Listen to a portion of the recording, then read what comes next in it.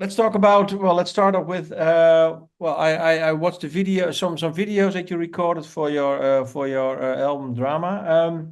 I read somewhere that, well, the song A Prayer was a starting point for the Drama album. Can you tell me what made this song the starting point?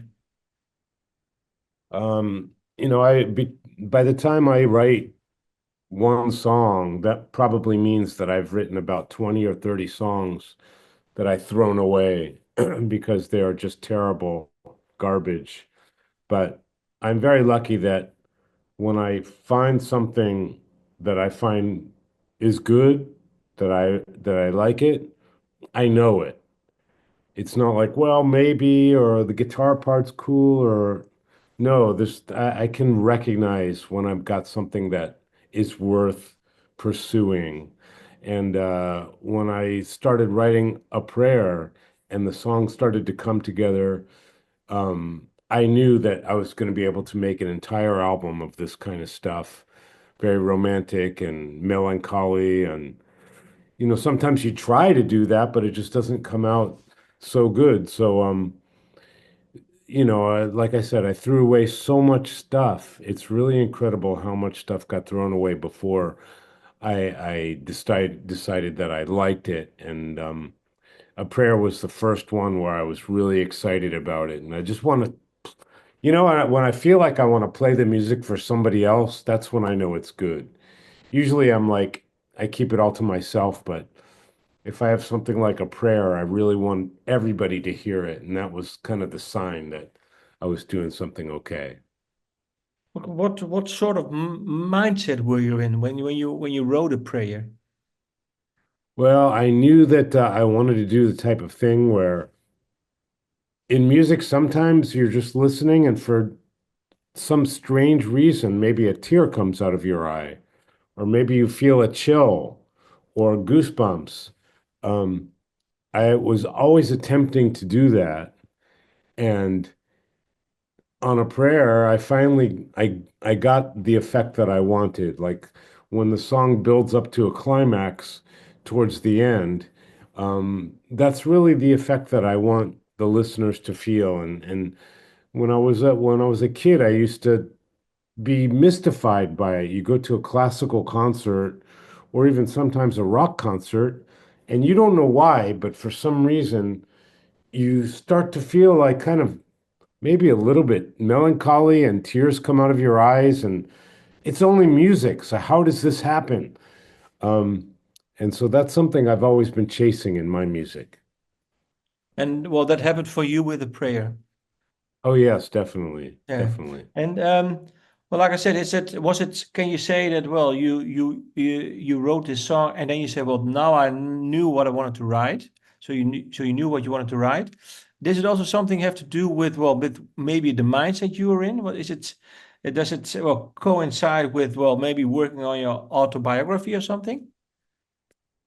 Well, that's interesting that you say that, because like writing an autobiography, it was kind of at the same time as I was recording drama and writing drama. So it's very personal.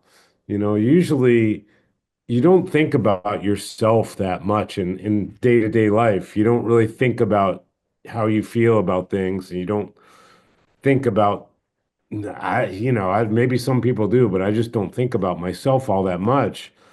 So to write an entire book all about myself, it was like, wow. I was like getting sick of thinking of myself, you know, and it was very personal to write the book, and doing at the same time, I was very honest with my recording and writing music, how much I love a piece of music or how much I want people to feel that it represents me, Marty.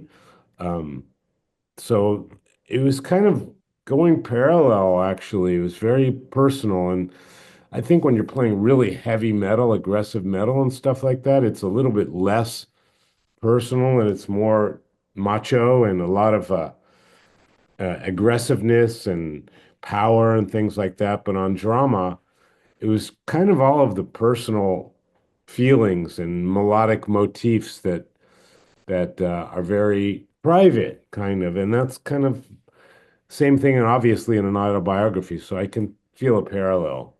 Yeah. And can you say, well, for example, the song for an eternal child, um, did that song come to you while, well, maybe thinking about what music did to you as a child and when you started with music? Not so much that, but the title of that came from just me realizing that I really haven't changed since I was about 13 or 14. I still do the same exact thing. I play music, I play in a band, and I think about uh, I think about girls 24 hours a day. Nothing changed. Nothing changed. My sense of humor is the same. Um, Filthy sense of humor. Um, and yes, I think that maybe a lot of people are out there, particularly in the music business. I think music business, if you are lucky enough to stay in it, it kind of keeps you preserved because our musical dreams started when we were very young. And sometimes when you make decisions in music, like whether you want to do a gig or not, the decision process comes from what would my 15-year-old self do if he was given the same offer? You know what I mean? So Yeah. if you get an offer to do a show or an album or a project or whatever, your 15-year-old self answers that question. And I think that's just the eternal child is there. I've never really grown up. Is your attitude towards music, does it still have the same curious, are you still curious, still? Because I can imagine if you play guitar that long and you're in the music business that long, then maybe sometimes it can get a bit tiresome, or is it not the case for you? Well, music, I mean, it's a lifestyle. It's a life, for better or for worse. My life is music. So there's always music, new music I'm working on, old music I'm enjoying, new music I'm enjoying. It's just constant music. And so far, I really haven't gotten sick of it yet. I think, the things outside of music are very tiring, lots of traveling and lots of desk work and planning and strategizing and all of that stuff is very tiring always. But the music part, I think everything that I do is uh, is there to create music. So all of my energy goes towards the music that you finally hear. Yeah.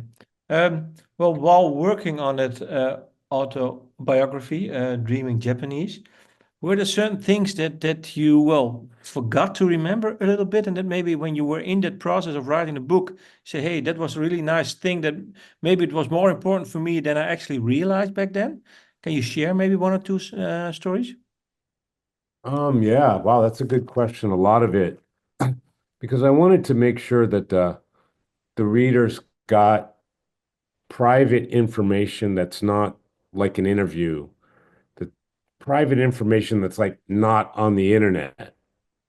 You know, if you can get the information on the internet, there's no reason to get the book. So I started to think really deeply about my relationships with my family and with each band member of not only the well-known bands that I was in, but even the like high school bands and indies bands that only my hardcore fans even know about. I got into very, very personal relationships with all of the members, and that made me think to a lot of things that I haven't thought about in years. But I think that's what people are going to enjoy the most because you don't really talk about private things when you're promoting a book or an album or anything.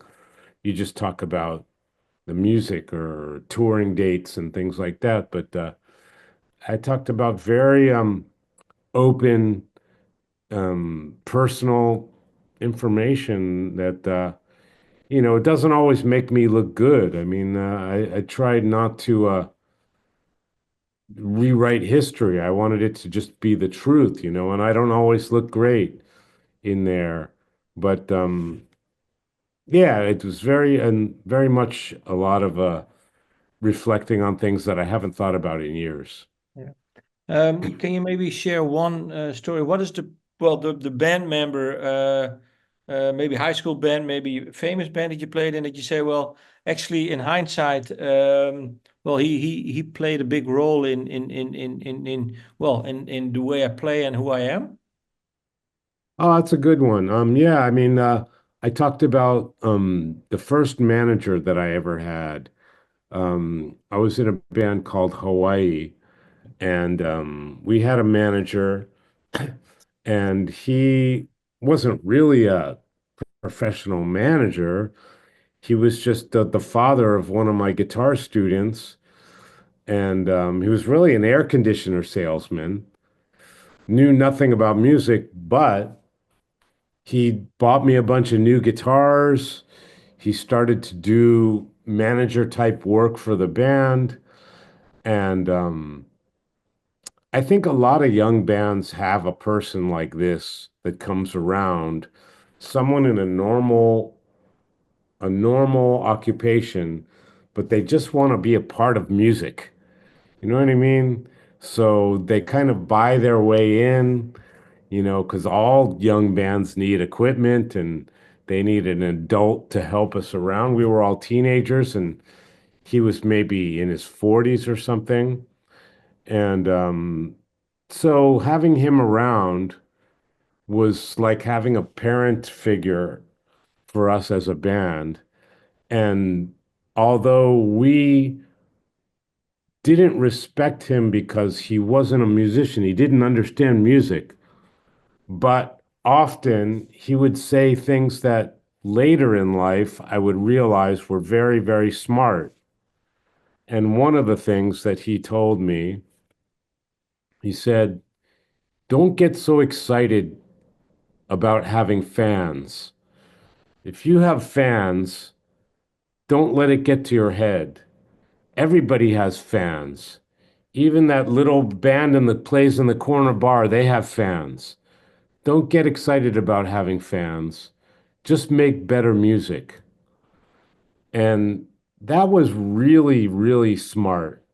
Because what happens to a lot of teenagers and young bands is they see some fans growing and growing, and they have maybe some local fans, and they let it get to their heads. And they say, well, look, I've got these fans. Don't I deserve to be a big star?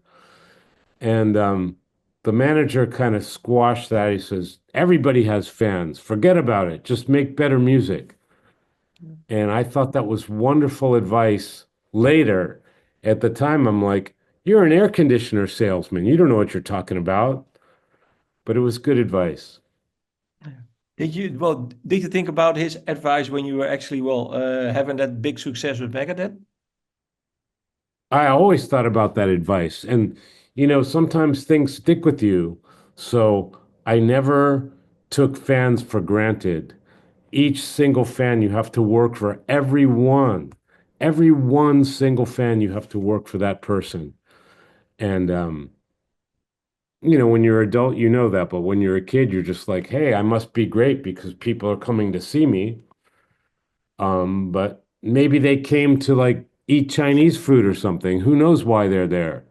Yeah. So I think it was important information, and I never took the fans for granted. One thing, and maybe I'm wrong. I don't know. But it was I was thinking about you, reading about your life. I was thinking, well, you have a big connection now with Japan, um, but you also grew up a few years on Hawaii. Um, is there a link between that interest now in Japan and maybe growing up in Hawaii? Yeah, when I lived in Hawaii, they have a kind of a culture that has a lot of different Asian countries in it. And so you could listen to a Japanese radio station, and that's where I heard Japanese music for the first time. And occasionally they would have NHK television programs, And that's where I saw the fantastic Japanese New Year's TV show with all the great music. Um, so it kind of planted the seed that I thought Japan was an interesting place and I wanted to someday go there, but it didn't really prepare me for just how much I was going to get involved with it. And what was the well you went there. What was the impression and how what made you get involved more than you actually anticipated before? Well, there was a point in time where I was listening to Japanese music all the time. Nothing but Japanese music, pop music, rock music, whatever. And I thought, well, I can't live in America if I want to play this music. So, as an artist and as a musician, I think it's a responsibility to myself to be where my art can be made. So I wanted to make Japanese music. Okay, so I have to live in Japan to do that. It sounds crazy, but I believe that every artist has a responsibility to himself to take those kind of risks.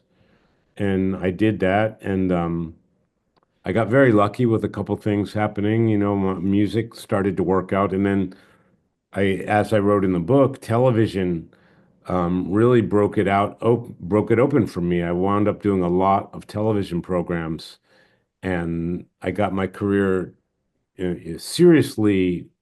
The foundation got very, very strong in Japan from doing television, and that's when I knew that I was gonna be in Japan long term. But when you were actually in the States, so prior to you moving to Japan, what made you really delve into the Japanese music? What was the trigger back then when you were in the States? Yeah, it happened because I was touring Japan like once a year, maybe more. You know, with Megadeth, we had a very good following in Japan, so we would tour in Japan. And since I was interested in Japan, if there was a promotional trip, they would send me to go to Japan to do all the promotion. And I was happy to do it. You know, other people might not have wanted to go as much as I did. So I did all that work. And during those tours and promotional trips, I heard Japanese music everywhere. And I just fell in love with it. And I bought every album, every CD, and brought it home to America and listened to it there too. For people who don't know actually Japanese music, what is so fascinating for you about it? Well, for me, I mean, every single person has music that they hear that is magic to them. So when I heard Japanese music, a lot of it just felt good to me. And it's very different from American music in the way that it's very much based on melody. And American music is kind of based on lyrical content, maybe the beat. There's a lot of rap music in America, so the meanings of the words are important. In Japan, those things are all important, but melody is ground zero. Melody is the most important thing, and the melodies can get quite adventurous and quite complex and quite melancholy, and those things all appeal to me. Okay. Um, there is another thing that I would like to ask you. You have, well, with Shout and Tourniquet, you also have links with Christian metal. Is it, do you have a special bond with it, or is it just, accidental?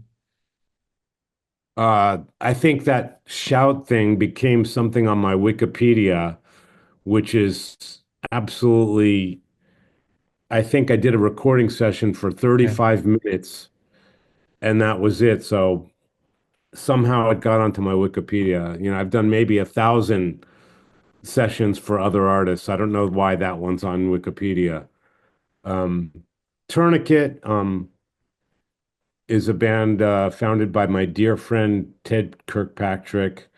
Um, and we've just been dear friends for many, many, many years before sadly he passed away.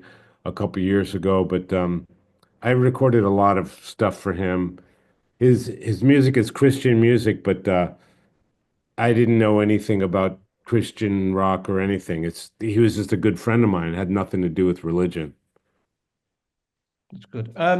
Well, yeah, the album is called Drama. Is it when during the recording of and writing the songs, did you come up with the album title? Was it some sort of umbrella, or was it just in hindsight? I always had that title in mind for an album, and I knew this album was going to be a dramatic album. And I find that when my life has too much drama in it, I always go to music to feel better, to heal myself. And so I would like this album to be the go-to for people, when they have really stressful times and they want to feel good about themselves, and they want to just feel better, a stress release. That's what this album is. It's not a heavy metal guitar album. It's an album. It's feel good music, is what it really is. Yeah. There are two songs, well, featuring vocals. Was it, well, did you think maybe, well, I should not include those songs on the album because I want to make an instrumental album, or why are these songs included on the album? I don't really have any rules. I just thought it belonged on the record. And the song Dead of Winter, have you seen in the music video? It's a song I've had for a long time, and it never really got completed the way I wanted it until now. And there's the English version and the Spanish version, and the Spanish version is just it's a love letter to all my Latin speaking countries. Oh, yeah. And the song with Apollo 7? Yes, that's Yeah, the that's Spanish version. yeah, that's Spanish version. And the other one is Like a Storm. Why specifically these two? Well, why Like a Storm and why Apollo 7? What makes them? Well, Why did you pick them? Apollo 7 are great friends of mine from Colombia, and they're going to be opening the show for us. My band is playing in Colombia and all of South America in June of this year. So Apollo 7 is going to open the show. And Like a Storm, the vocalist Chris Brooks did a fantastic job. And I auditioned maybe 10 different singers to do the song, and he just hit a home run and did so great. Yeah. Um, well, you've recorded many music. You played in many bands. Are there, well, certain periods in your, well, recording days, recording life, that you say, well, that maybe made me more into, well, the guitarist I am today? Are there maybe some parts, maybe, well, you mentioned Hawaii, but maybe Cacophony too. What did you learn from that? Well, back in the old days, there was no Pro Tools. There was no Pro Tools. There were only pros. So we did a lot of very, very challenging music with the most primitive recording equipment. Back then, it wasn't primitive. Back then, it was very good recording equipment. But compared to now, it was very primitive. So being able to do that makes recording so much easier nowadays. So I think growing up in that era of recording has just made it a very enjoyable experience now because everything is so incredibly easy to record. And of course, my playing has gotten way more advanced since then, but I'm really glad that I didn't grow up with Pro Tools. Because it's now well, you can trick You people can more, fix maybe. anything. You Yeah. can't fix anything back then. You have to just play better. Yeah. Well, you did a few reunion shows in 2023 with Megadeth. What was it like to actually play that music again on stage? Oh, it's wonderful. And I thought that they sounded better now than they did when I was in the band. Yeah. They they just sounded great, and it was a joy. And I'm their biggest fan. Yeah. Um, well, let me see. What are your plans now for the near future? You're touring. Any plans for, well, recording new songs or? Well, this year is going to be all about touring for drama. As soon as this American tour's over, I'm going to go to Japan and play the opening ceremony at the Tokyo Marathon, and which I've done for 6 years in a row now. And then we have a bunch of shows and festivals in Japan. Then we tour China. Then we tour South America.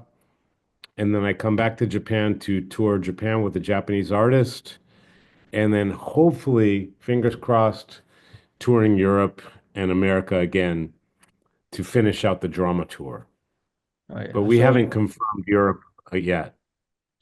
So this means that you're still 1.5, 2 years in this drama cycle, yeah? Yeah, we're gonna make drama for a long time. Yeah. Well, you've been the last 20 years, you are more or less a solo artist. If you compare it to the years before with playing in a band, what is the biggest difference for you? Do you feel more free now? Well, no, I mean, if you see my band is more of a band than any band I've ever been in. You'll see when we play for you, but it's it's not like Marty and a bunch of hired people. It's a band, four-cornered diamond of a band, and everybody outshines me every night. So this is a very important point that you kind of have to see it to believe it, but it's Okay. true. Okay. Actually, you know what? It's like on the half hour. So if you have one last question, I need to get No, to the I think next I'm I thing. think I'm done now. I would like to thank you for your time, Marty. Thank you so much, Martin, and Yes. so sorry about yesterday. No problem, and well, nice to talk to you. Thank you. Nice to talk to you, Martin. Take care.